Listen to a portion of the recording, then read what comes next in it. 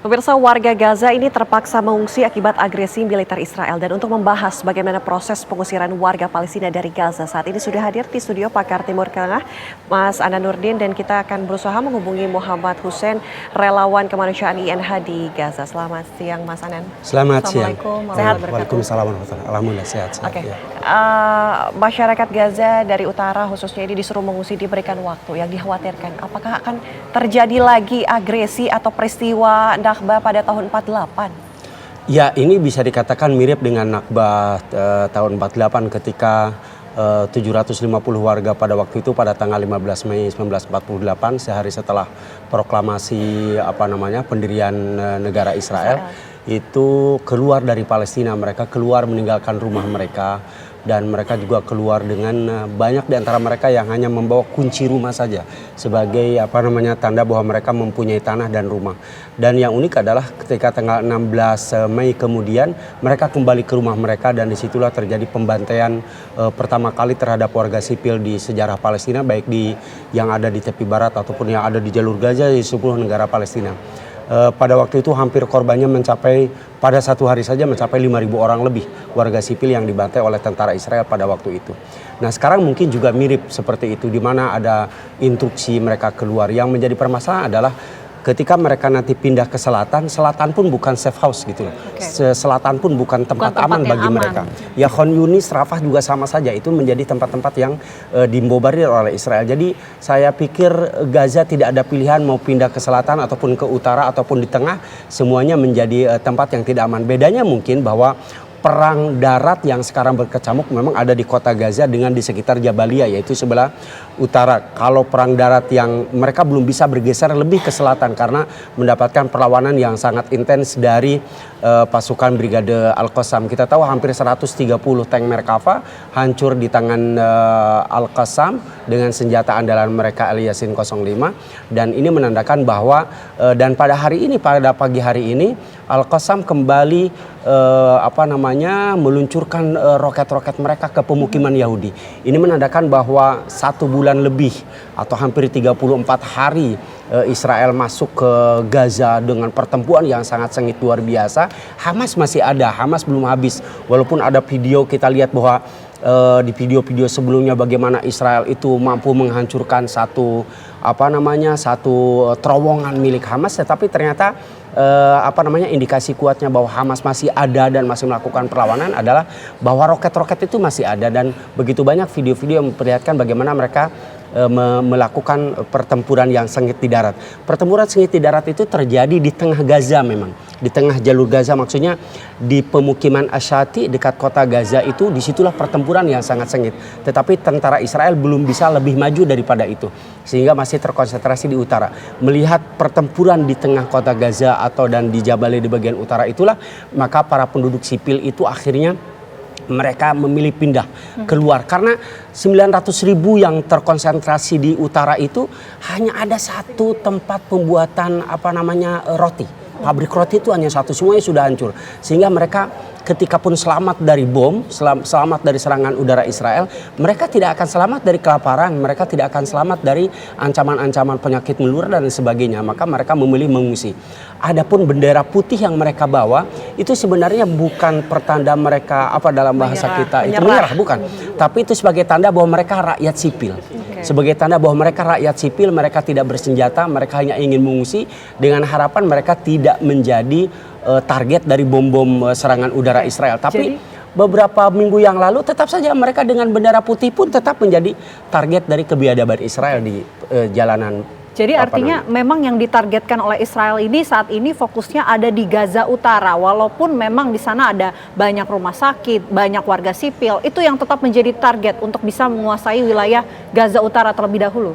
Yang bukan target utama mereka adalah seluruh Palestina, termasuk tepi barat, termasuk jalur Gaza. Itu target utama mereka. Kalau kita lihat dari video-video mereka, pernyataan-pernyataan secara internal mereka itu memang mengatakan bahwa ya seluruh rakyat Palestina akan menjadi objek perang mereka tanpa kecuali. Kalau dikatakan bahwa targetnya adalah Hamas di Jenin misalnya, sekarang di tepi barat, di Hebron, di kota Ramallah sekarang pun rame ya. Padahal itu adalah sebuah pemukiman yang padat dan bersebelahan dengan orang-orang Yahudi. Tapi hari ini ada satu rumah yang diledakkan. Ketika ada satu yang dianggap melakukan perlawanan, maka rumah itu akan diledakkan dan dihancurkan dan orang-orangnya diusir. Penangkapan dimasukkan ke penjara sangat luar biasa. Jadi ya seluruh rakyat Palestina dengan adanya penjajahan itu, maka itu menjadi sebuah sebuah indikator bahwa ya semuanya menjadi sebuah target mereka tanpa kecuali, mau itu Hamas ataupun non Hamas, itu menjadi target secara keseluruhan bagi Israel. Ketika Israel menyerang, membombardir Palestina di jalur Gaza, di wilayah Gaza Utara dan juga Selatan ini, terjadi pro kontra di masyarakat Israel sendiri. Kan ada yang mengatakan bahwa bebaskan Sandra, jangan malah menyerang begitu. Sebenarnya pro kontra ini memang benar terjadi atau itu hanyalah buatan belaka? Itu benar terjadi. Jadi sekarang itu ada semacam ada asosiasi keluarga korban Sandra ya. Mereka sudah membentuk sebuah asosiasi dan sangat intensif melakukan pertemuan dan demonstrasi di depan rumah Benyamin Netanyahu. Mereka melakukan semacam demonstrasi besar-besaran menginginkan agar para keluarga demonstran, keluarga yang ditahan ini cepat-cepat untuk dikembalikan. Jadi para keluarga korban yang disandra ini menginginkan agar tujuan utamanya itu membebaskan Sandra, bukan menghancurkan jalur Gaza. Tujuan utamanya bagaimana keluarga mereka, orang Israel ini, orang Yahudi Israel ini bisa kembali kepada keluarganya. Karena ini kasus pertama begitu banyak orang Israel yang ditawan sehingga mengalami trauma yang sangat luar biasa, yang sangat mendalam, sehingga tekanan kepada Benyamin Netanyahu itu begitu kuat. Demonstrasi sangat besar gitu ya di depan rumah Benyamin Netanyahu. Tetapi kalau secara keseluruhan gitu ya, kalau opini secara keseluruhan daripada perang ini, memang kita harus membagi dua antara rakyat sipil Israel dengan para pemimpinnya. Tentu ini akan ada perbedaan, ada pro kontra di dalamnya. Tetapi secara umum memang rakyat Zionis Yahudi yang berpemahaman Yahudi ya, yang berpemahaman Zionis itu memang menginginkan agar mereka menghancurkan secara total jalur Gaza, dan mereka berkeinginan agar bagaimana Zionis Israel itu mengendalikan jalur Gaza pasca Hamas. Nah, ini sesuai dengan pernyataan dari Benyamin Netanyahu yang mengatakan tidak akan menghentikan serangan hingga akhirnya para sandera ini dibebaskan. Ini tentunya bertentangan, tidak ada kesepakatan di antara Israel sendiri. Ya tentunya ada tarik-menarik, disinilah perang ya. Bagaimana siapa yang bisa mengendalikan siapa.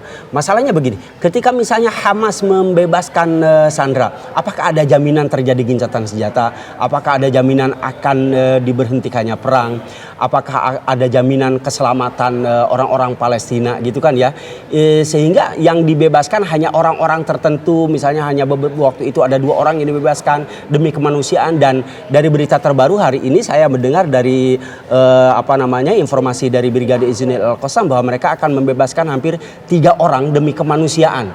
Karena yang lain itu mungkin demi kemanusiaan itu mungkin bisa kita lihat dalam kondisi sakit, tidak fit dan mengkhawatirkan keselamatannya, kemungkinan ini akan dibebaskan.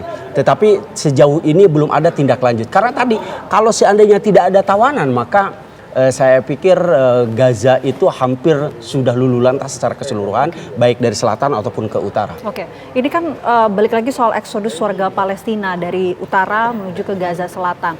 Tenggatnya hanya 4 jam, Mas.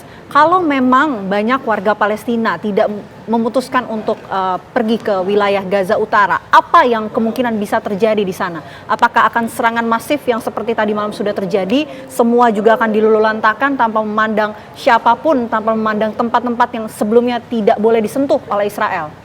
Jadi yang membedakan Gaza Utara dengan Gaza Selatan itu hanya masalah serangan udara dan perang darat, itu aja. Jadi kalau di Gaza Utara mungkin memang ada perang darat, sehingga tentara Israel dengan mengeluarkan selebaran itu dan menginginkan agar mereka keluar itu adalah agar yang mereka duga adalah bahwa rakyat sipil dijadikan sebagai tameng itu tidak terjadi, sehingga mereka bisa lebih leluasa untuk melakukan perang di darat gitu kan ya. Adapun di selatan bisa dikatakan sebagai tempat pengungsian, dia bukan sebuah tempat yang aman, bukan sebuah tempat yang aman karena serangan-serangan udara dari Israel juga masih terjadi di Khan Yunis, di Rafah, di seluruh jaringan jalur Gaza dari utara dan selatan sama saja. Jadi yang membedakan itu saja, mereka tidak menginginkan rakyat sipil ini dijadikan sebagai tameng dari perang darat yang berkecamuk, karena memang kita tahu kalau perang darat jarak dekat itu semalam sangat intens sekali perang daratnya. Kita tahu itu terjadi antara satu rumah dengan rumah. Ini perang darat di sini tidak kita gambarkan seperti perang darat hutan seperti di Indonesia, tapi perang kota gitu ya, perang kota dari satu gedung ke gedung lain yang memang menggunakan kalau ada rakyat sipil ya kemungkinan rakyat sipil itu akan terjebak dalam kondisi perang yang lebih bahaya. Harusnya rumah sakit juga tidak boleh disentuh oleh Israel, tapi nyatanya banyak rumah sakit yang juga ikut serangan dari tentara Israel. Artinya tidak berpegangan pada pedoman berperang ya.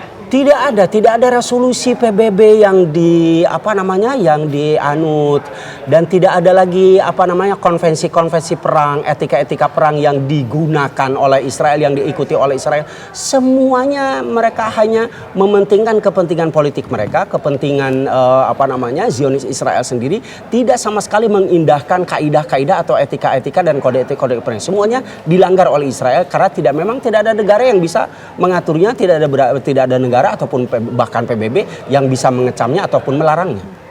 Tadi Mas Anan katakan sendiri bahwa tujuan utama Israel adalah menguasai seluruh Palestina. Sebenarnya apa yang menjadi ketertarikan Israel untuk merebut semua wilayah Palestina ketika memang dia awalnya tidak punya wilayah, tidak punya negara, tapi kan sempat sudah diberikan berapa persen wilayah? Ya, bukan diberikan. Ini kan kita kalau kembali ke 1917 ketika deklarasi Balfour waktu itu ya. Deklarasi Balfour adalah deklarasi dari Menteri Luar Negeri Inggris Balfour pada waktu itu dokumen itu terdiri dari 67 kata. Salah satu pernyataannya adalah bagaimana memberikan orang Yahudi sebuah negara, bangsa Yahudi sebuah negara di Palestina, dan mereka support. Dari situlah akhirnya terjadi eksodus besar-besaran ya ke Palestina dan terjadi sampai Irin. Pemahaman ini di Perang Dunia Kedua pada waktu itu didorong oleh pemahaman Zionisme yang mereka yakini bahwa Palestina adalah tanah mereka, tanah leluhur mereka. Walaupun di situ ada orang Palestina, tapi mereka yakin, pemahaman Zionisme ini meyakini bahwa tanah itu adalah tanah mereka. Padahal kalau kita lihat di deklarasi Balfour itu sudah sangat jelas. Di situ tidak boleh menyakiti hak-hak non-Yahudi. Gitu kan, di situ dinyatakan seperti itu. Tapi karena menginginkan keseluruhan Palestina, bahkan lebih daripada itu, mereka berencana mendirikan negara Israel Raya yang mencakup hampir seluruh Timur Tengah, maka dengan amanat deklarasi Balfour dan juga amanat keyakinan dari Zionisme itu, mereka menginginkan seluruh tanah Palestina menjadi hak mereka tanpa kecuali. Oke, baik, terima kasih banyak Mas Anan sudah kita sama-sama membahas jalannya konflik yang terjadi di Gaza Palestina. Mudah-mudahan segera ada penyelesaian ya dari konflik ini. Dukungan internasional juga ini mengemuka ya, tidak hanya berbicara di balik layar saja, namun aksinya ini diharapkan. Aksi nyata yang harus Terima kasih Mas, selamat siang. Sama-sama, terima kasih.